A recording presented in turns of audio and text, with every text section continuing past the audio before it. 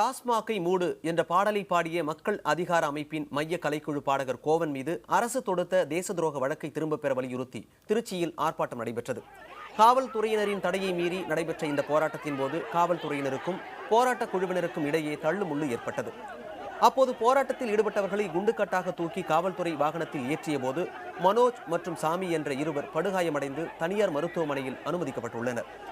கைது செய்யப்பட்ட போராட்டக் குழுவினர் 100க்கும் மேற்பட்டோர் அருகில் உள்ள தனியார் திருமண மண்டபத்தில் அடைக்கப்பட்டனர். அங்கு தங்களுக்கு போராட்டம் நடத்த வழங்கிய அனுமதியை கடைசி நேரத்தில் ரத்து செய்ததை கண்டித்து காவல்துறையினருக்கு ஒத்துழைக்காமல் போராட்டக் குழுவினர் உண்ணாவிரதத்தில் ஈடுபட்டுள்ளனர்.